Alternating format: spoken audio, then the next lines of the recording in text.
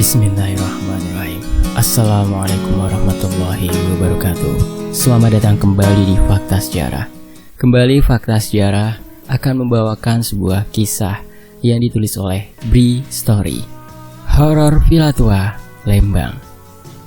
Berlibur bareng sobat bisa jadi momen indah yang gak pernah terlupakan. Tapi kadang bisa berubah jadi menyeramkan karena kita berada di tempat dan waktu yang mungkin salah. Simak cerita Nisa bareng sahabatnya ketika menginap di Villa Tua, Lembang.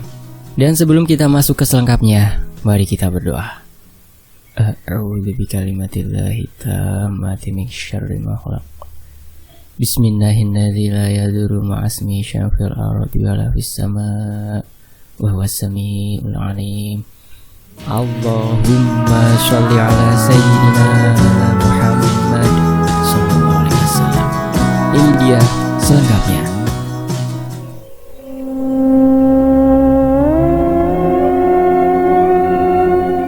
Aku Nisa akan bercerita tentang pengalaman seram yang aku alami pada tahun 2011 bersama 4 sahabat kampus. Berlibur menghabiskan libur akhir pekan panjang di Bandung. Waktu itu kami masih kuliah tingkat akhir. Sama seperti anak-anak muda kebanyakan lainnya, aku, Hani, Putri, Danang, dan Dimas punya rencana untuk menginap di Kota Kembang dengan mencari rumah atau villa, bukan hotel per kamar. Jadi bisa lebih leluasa untuk melakukan kehebohan tanpa harus khawatir mengganggu orang lain. Singkatnya, atas rekomendasi teman dari ayahnya Danang, kami memutuskan untuk menyewa satu villa besar bertingkat di daerah Lembang, Bandung. Menurut Danang, teman ayahnya bilang kalau villa ini memiliki lahan yang luas, jadi nggak berdempetan dengan villa atau bangunan yang lainnya, dan juga letaknya masih sangat asri dan banyak pepohonan. Katanya sih gitu. Iya, kata teman bokap gue, villa ini gede, bagus, baru direnovasi, halamannya luas, dan yang pasti gak mahal. Begitu kata Danang, coba meyakinkan kami lagi. Gak kegedean emang Nang? Tanya nih. Iya Nang, kita cuma berlima loh, masa kamarnya ada 4? Aku menambahkan. Nih, lihat nih foto-fotonya, jawab Danang sambil menunjukkan foto di layar ponselnya. Setelah melihat foto-foto itu, aku setuju dengan Danang. Villanya memang bagus, besar, dan bertingkat. Lingkungan sekitarnya juga asri, tempat yang tepat untuk menyepi. Ya sudah, singkat kata akhirnya, kami setuju untuk berlibur selama 4 hari 3 malam di situ. Begitu rencananya. Menggunakan mobil Dimas, kami berangkat Kamis jam 10 pagi menuju Bandung. Bertepatan dengan musim liburan sekolah, ditambah pula dengan long weekend. Aku yakin kalau Bandung akan padat dan ramai wisatawan. Menyusuri jalan tol Cipularang yang kala itu belum terlalu ramai, kami bersenda gurau sepanjang perjalanan. Ceria. Dimas yang duduk di belakang kemudi mengendarai mobilnya dengan kecepatan sedang. Seperti biasa, kami sangat senang dan gembira ketika sedang berlibur seperti ini. Menghabiskan waktu bersenang-senang dengan sahabat erat sungguh akan menjadi waktu yang menyenangkan. Harusnya. Sekitar jam 12 siang kami akhirnya sampai juga di Tol Paster, pintu gerbang masuk Bandung kalau kata orang Jakarta. Pak Epi, saya sampai villa sekitar jam 3-an ya. Mau cari makan dulu Pak. Begitu kata Danang berbicara melalui ponselnya dengan Pak Epi, si penjaga villa.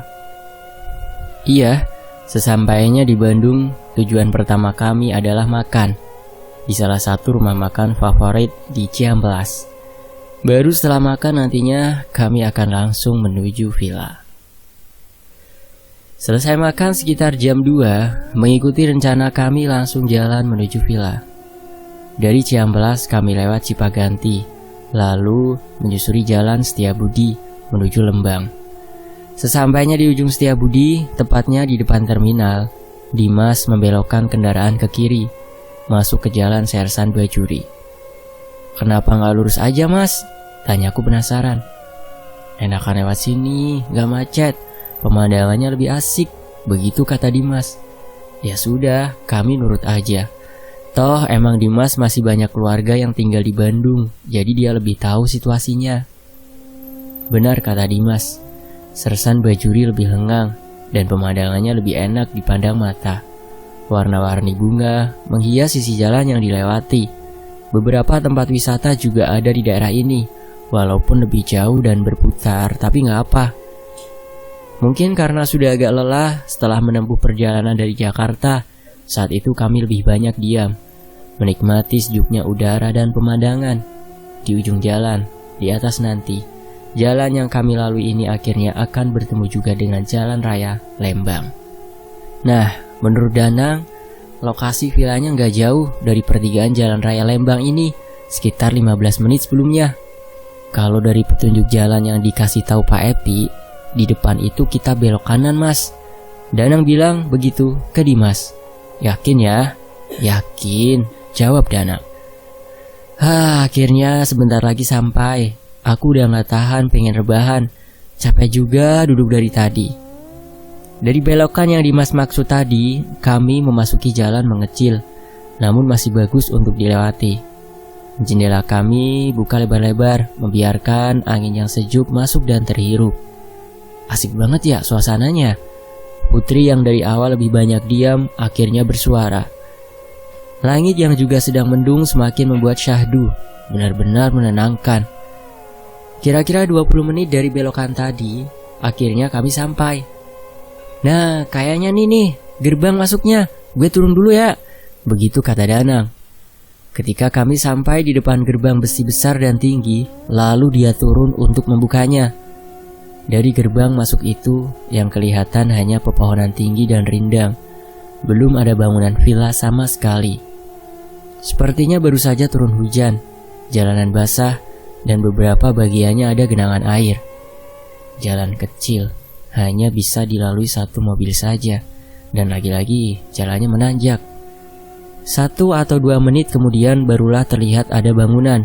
Harusnya sih itu villanya, karena gak ada bangunan lagi selain itu. Bentar, ternyata ada bangunan satu lagi di sebelah kanannya. Bentuknya lebih kecil dari bangunan utama. "Yakin lu ini villanya, Nang?" tanya Hani. "Ntar gua telepon Pak Epi dulu," jawab Danang. Kemudian Dimas memarkirkan kendaraan di depan villa besar itu. Lalu kami semua turun dari kendaraan. Sementara Danang coba menghubungi Pak Epi. Kami berjalan melihat-lihat keadaan sekitar villa. Benar kata Danang, villa ini bangunan lama, tapi kelihatan rapi dan bagus. Sepertinya memang baru saja direnovasi, bertingkat. Temboknya tebal dan kokoh, bercat putih dengan sedikit garis hitam pada kusen pintu dan jendela. Halamannya sangat luas. Sekeliling villa terhampar rumput hijau terawat. Pohon pinus menjulang di banyak bagian. Benar-benar asri dan menyejukkan.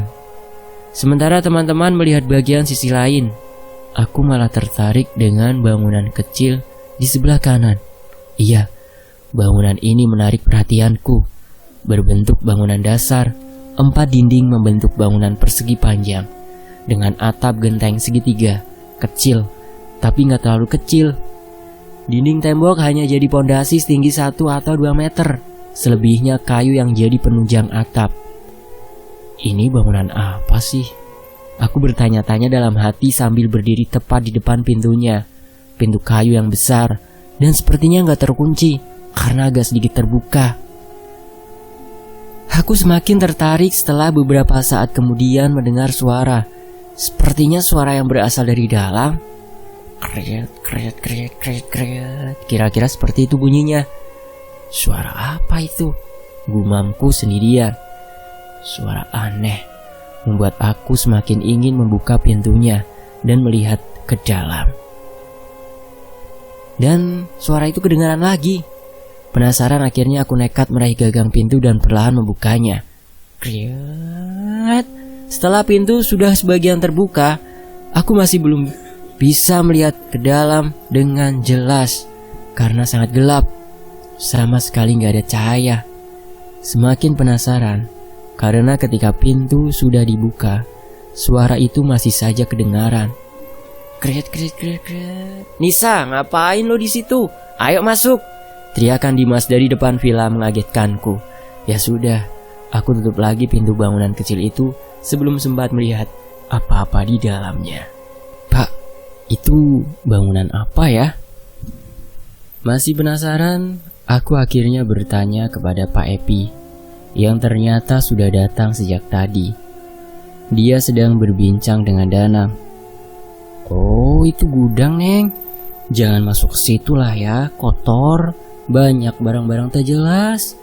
Begitu kata Pak Epi sambil menghisap rokok. Lelaki berumur sekitar 40 tahun, bertubuh kurus dan berkumis tebal. Oh, ternyata gudang. Tapi aku masih saja penasaran dengan bunyi misterius yang terdengar dari dalamnya tadi. Suara apakah itu? Ini di dalam sudah siap semua.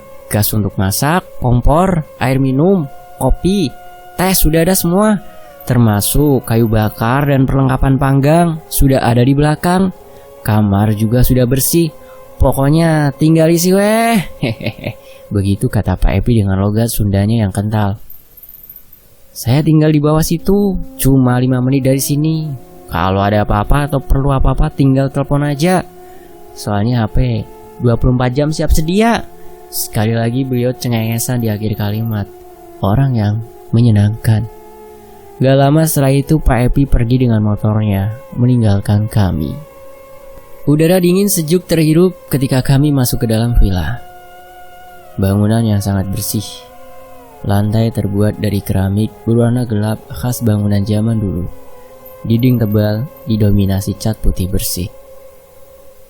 Kami langsung menemui ruang tengah dengan sofa kulit besar dan meja di tengahnya, menghadap TV tabung besar di sisi berlawanan.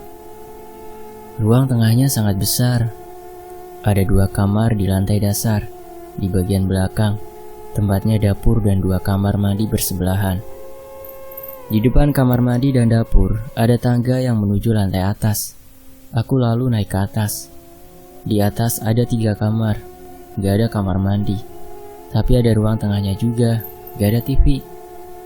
Teras cukup besar, jadi tempat bersantai di lantai atas bagian depan. Tapi tunggu, di bawah ada 2 kamar, di atas ada 3 kamar. Bukannya kemarin Danang bilang kamarnya ada 4. Kok tiba-tiba ada 5? Nah, kok kamarnya 5? Tanya aku ke Danang di lantai bawah. Iya, barusan gue telepon Pak Epi. Dia bilang kamar yang itu kuncinya rusak, jadi gak bisa dibuka. Katanya gudang juga dalamnya. Jawab Danang sambil tangannya menuju ke kamar depan yang letaknya di sebelah kiri TV. Oh gitu. Kok gitu ya? Emang seberapa susah sih memperbaiki kunci pintu sampai dibiarkan kamarnya tertutup rapat? Pertanyaan itu yang muncul di kepalaku. Tapi ya sudahlah, aku gak memikirkannya lebih jauh. Secara keseluruhan, villa ini sangat nyaman. Tempat yang benar-benar cocok untuk menyepi, menjauh dari hingar-bingar sesak Jakarta. Kami sangat senang dengan keadaan dan suasananya pada awalnya. Gue sama Danang, Putri mau nyari ayam dulu ya buat ntar malam. Lu ikut gak, Nis? Hani gak mau ikut katanya. Sekitar jam 4:30 Dimas bilang begitu. Mereka bertiga mau ke pasar Lembang. Enggak, gue mau di sini aja, jawabku. Ya udah, akhirnya mereka bertiga berangkat menggunakan mobil. Tapi sebelum berangkat, Hani bilang kalau dia mau nebeng sampai ke toko yang letaknya gak jauh dari villa. Dia mau membeli minuman dan makanan kecil. Hani bilang juga dia akan kembali ke villanya jalan kaki aja, gak jauh juga katanya. Akhirnya aku sendirian di villa pada sore hari itu. Sendirian? Masa sih? Singkat cerita, setelah keempat sahabatku pergi, aku bersantai di depan TV sambil menunggu Hani pulang. Harusnya sih Hani gak lama, karena kalau gak salah, toko yang dia tuju gak terlalu jauh jaraknya. Sekitar 20 menit kemudian, aku mendadak pingin buang air kecil. Kebiasaan di tempat dingin, aku akan sering buang air kecil. Begitulah. Ya sudah, aku lalu berjalan menuju kamar mandi yang letaknya di belakang. Seperti yang aku bilang di awal tadi, ada 2 kamar mandi yang letaknya bersebelahan persis. Kamar mandi berpintu tebal, di dalamnya masih menggunakan bak air besar, walau sudah ada air mancur air panasnya. Aku masuk ke kamar mandi sebelah kanan, lalu melaksanakan niatku. Ternyata, setelah aku perhatikan, di dalam kamar mandi ada lubang kecil pada bagian atas dindingnya. Lubang ini sepertinya terhubung dengan kamar mandi sebelah. Jadi harusnya kalau ada aktivitas di kamar mandi sebelah, akan kedengaran olehku. Benar saja. Tiba-tiba aku mendengar suara pintu terbuka, kemudian menutup dari sebelah. Sepertinya itu Hani. Aku yakin itu. Karena memang harusnya dia sudah kembali ke villa lagi. Han, langsung ke kamar mandi aja loh, kebelet ya? Tanyaku. Iya, Hani menjawab dari sebelah dengan logat Sunda. Logat Sunda? Hani kan orang Jawa, sama sekali gak bisa berlogat Sunda. Halah, baru beberapa jam di Bandung aja udah Sunda logat lo Han. Lebay ah. Aku bilang begitu, masih di dalam kamar mandi. Iya. Hani menjawab pelan sambil cekikikan. Dasar Hani, begitu gumamku dalam hati. Setelah selesai, aku keluar dan bermaksud kembali ke ruang tengah. Tapi, ketika sedang di depan kamar mandi, aku melihat kalau pintu kamar mandi sebelah dalam keadaan terbuka dan dalamnya kosong. Hani kemana? Kok gak ketahuan keluarnya? Aku pikir juga mungkin Hani sudah masuk ke kamarnya di atas. Nggak pikir macem-macem, aku lalu menuju ruang tengah, kembali bersantai depan TV. Ketika sedang asyik-asyiknya bersantai, tiba-tiba Hani muncul dari pintu depan, membawa serta banyak belanjaan di kedua tangannya. Aduh, ternyata tokonya agak jauh ya. Capek juga gue jalan kaki, mana nanjak terus lagi. Begitu kalimat pertama yang muncul dari mulutnya, lalu dia merebahkan tubuhnya di sofa. Han, lu baru datang emang? Beneran baru datang? Tanyaku sangat penasaran. Lah iya, emang kenapa? Kok kaget? Ngeliat gue kayak ngeliat setan aja lu ah. Jawab Hani. Lu gak bercanda kan? Nggak lagi ngerjain gue kan? Tanyaku sekali lagi. Enggak Nisa, ini keringat gue masih bercucuran kayak habis hiking. Ada apa sih emangnya? Enggak ada apa-apa kok. Jawabku pendek. Kalau Hani baru saja datang, lalu siapa yang tadi ada di kamar mandi sebelah? Malam pun tiba, sekitar jam 7, Dimas datang dan Putri. Akhirnya kembali ke rumah dengan semua keperluan kami. Aku yang sore tadi baru saja mengalami kejadian janggal, sudah bisa sedikit tenang dan agak melupakan ketika semua akhirnya berkumpul. Malam pertama kami menghabiskannya dengan barbekyuan di atas, berbincang senda gurau sambil menikmati dinginnya malam. Oh iya, dari teras atas ini kami bisa menikmati juga city light yang menjadi pemandangan indah. Sungguh saat-saat yang menyenangkan. Seperti yang ku bilang tadi, aku menjadi sering ingin buang air kecil kalau sedang berada di udara dingin. Sekitar jam 9, hasrat itu muncul lagi. Aku pingin pipis. Gue ke bawah dulu ya, kebelet lagi nih. Aku bilang begitu. Beser lo nis kalau di Bandung. Perlu ditemenin gak? Kata Dimas. Gak perlu, sebentar kok, jawabku. Lalu aku bergegas ke bawah, sementara 4 temanku tetap di teras atas.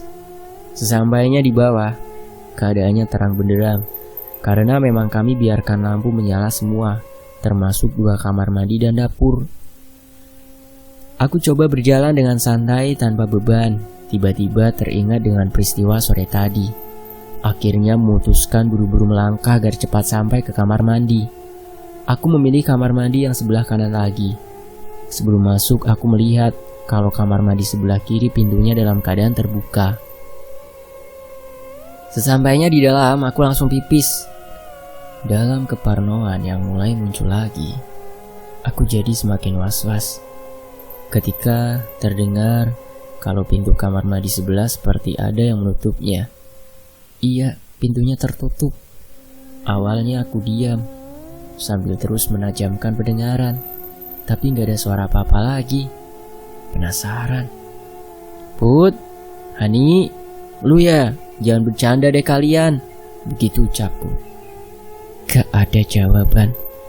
Tapi beberapa detik kemudian baru terdengar suara. Nisa. Begitu suaranya. Ada yang memanggil namaku dari dalam kamar mandi sebelah. Suaranya jelas terdengar, diakhiri dengan suara tawa tertahan. Sontak aku langsung keluar kamar mandi, lalu lari menuju lantai atas, tanpa sedikit pun melihat ke belakang. Kenapa muka lu begitu, Nis? Tanya Putri sesampainya aku di teras atas. Ada yang aneh di villa ini, jawabku pelan. Aneh gimana? Tanya Danang yang ikut penasaran. Lalu aku ceritakan kepada mereka semua tentang kejadian yang baru saja aku alami dan sore tadi. Mungkin gak sih kalau itu cuma perasaan lo doang, Nis? Hani mencoba untuk mencari celah logika. Enggak, Han. Gue yakin. Gue denger suara itu jelas banget. Aku bersikukuh. Jadi tolong malam ini kita tidur bareng-bareng aja ya. Gue takut. Mereka setuju supaya aku merasa tenang. Akhirnya sekitar jam 11 acara berbincang selesai. Lalu kami masuk ke dalam karena udara juga sudah semakin dingin menusuk tulang.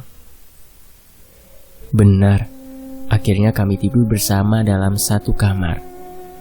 Tetapi ketika pertama kali masuk kamar, hanya aku, Putri dan Hani, sementara Dimas dan Danang masih ingin menonton TV di bawah. Mungkin karena sudah lelahnya badan ini, aku jadi gak kesulitan untuk tidur.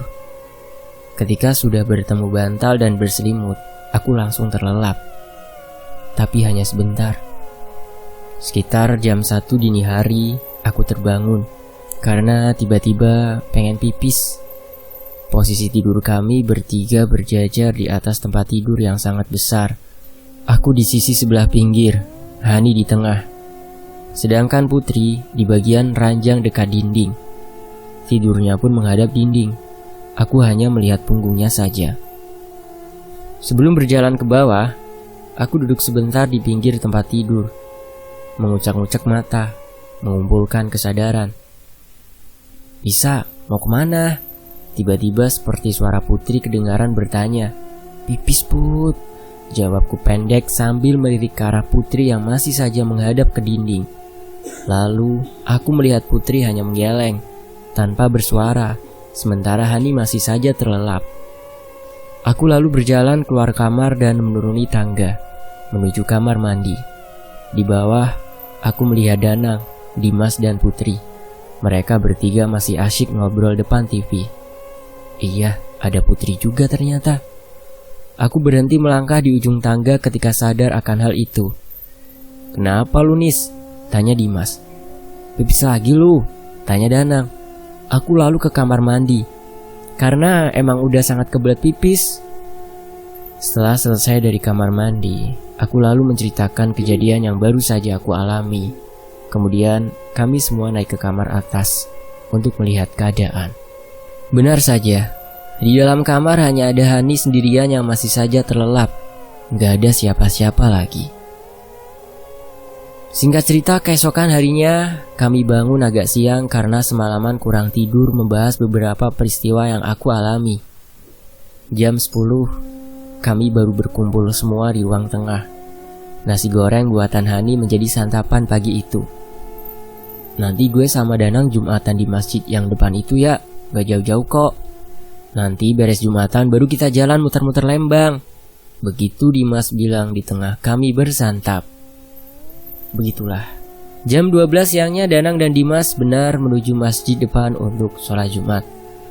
Aku bersama Hani dan Putri menunggu di villa sambil bersiap untuk keluar. Sambil menunggu Dimas Danang Jumatan, aku mencari udara segar dengan berkeliling sekitaran villa. Sementara Hani dan Putri mandi dan bersiap. Siang itu cuaca sangat cerah, langit biru nyaris tanpa awan. Tapi tetap saja udaranya sejuk dan dingin. Aku terus berjalan melihat-lihat sekitar. Sampai akhirnya, lagi-lagi aku mendengar suara-suara yang persis sama dengan yang aku dengar ketika baru saja tiba kemarin. Kriak, kriak, kriak. Kira-kira seperti itu. Sumbernya pun sama, dari dalam bangunan kecil yang ada di samping kanan villa. Menurut Pak Epi, itu adalah gudang kotor, yang kebetulan saat itu aku sedang berdiri enggak jauh dari situ. Penasaran, aku lalu melangkah menuju pintu gudang. Semakin dekat jarak langkah, semakin jelas suara kriat-kriat itu terdengar. Agak ragu ketika akhirnya aku sampai di depannya. Antara takut dan penasaran, tapi akhirnya rasa penasaran mengalahkan segalanya. Lalu aku memberanikan membuka pintunya. Belum sempat pintu terbuka penuh, tiba-tiba ada suara memanggil dari arah villa. "Nisa, mau ngapain lu? Hayu, jalan ah." Dimas memanggilku, ternyata dia sudah selesai Jumatan. Gagal lagi aku untuk tahu suara apa gerangan dari dalam gudang. Setelah itu, kami langsung keluar villa untuk berjalan-jalan keliling Lembang. Singkat cerita, sekitar jam 10 malam, kami sudah sampai lagi di villa setelah selesai jalan-jalan. Beda dengan malam kemarin yang cuacanya cerah. Kali ini langit Lembang tertutup awan. Gerimis kecil turun dari langit. Di dalam villa, kami bergantian mandi, membersihkan diri. Setelah itu berkumpul lagi di ruang tengah untuk berbincang dan bersenda gurau. Kami coba untuk melupakan semua peristiwa seram yang aku alami kemarin. Singkat kata, sekitar jam 12 malam, kami masuk kamar atas. Berlima tidur dalam satu kamar. Semuanya berjalan normal. Gak lama setelah masuk kamar, kami semua langsung terlelap dalam mimpi masing-masing. Normal. Tapi hanya beberapa jam saja. Karena sekitar jam 2 ada kehebohan di dalam kamar. Aku jadi kaget terbangun. "Nisa, ayo cepetan, beresin barang-barang lo. Kita pergi dari villa ini sekarang juga." Begitu kata Dimas agak panik dan heboh. "Ada apa, Mas? Yang lain pada kemana?" Tanyaku yang jadi ikutan panik. "Nanti aja ceritanya. Buruan beresin barang-barang lu. Yang lain udah pada di bawah, udah siap pergi semua," lanjut Dimas. Ya udah, aku nurut. Lalu membereskan semua barang-barangku. Setelahnya kami langsung ke bawah. Benar, sudah ada Hani, Putri, dan Danang di bawah. Wajah Hani pucat, dengan mimik sangat ketakutan. Begitu juga dengan Putri. "Ada apa sih ini?" tanyaku semakin panik. "Nanti aja nih di jalan ceritanya, ayo berangkat," jawab Danang. Lalu pada jam 2 pagi itu kami pergi meninggalkan villa menuju kota Bandung untuk mencari hotel. Kami pindah penginapan. "Ada apa sih? Kalian cerita dong." Di dalam mobil dalam perjalanan sekali lagi aku bertanya. Jadi ternyata sekitar jam 1 Hani dan Putri mengalami kejadian yang sangat menyeramkan. Sambil terbata-bata dan menahan tangis, keduanya akhirnya bisa mulai cerita. Jadi setelah kami masuk kamar kemudian terlelap, sekitar jam 1 Hani terbangun. Dia terbangun karena mendengar suara yang samar, namun masih jelas. Kriak, kriak. Kira-kira seperti itu suaranya, menurut cerita Hani. Suara yang persis sama dengan yang aku dengar beberapa kali sebelumnya. Hani penasaran. Dia bangun dari tidurnya, lalu duduk di atas tempat tidur, menajamkan pendengaran. Benar, dia yakin kalau mendengar suara itu. Dan yakin juga kalau suaranya berasal dari gudang di sebelah villa. "Han, lo denger juga?" Tiba-tiba Putri yang tidur di sebelah bilang begitu. "Iya Put, gue denger. Itu suara apa ya?" jawab Hani. "Udahlah tidur aja baikan."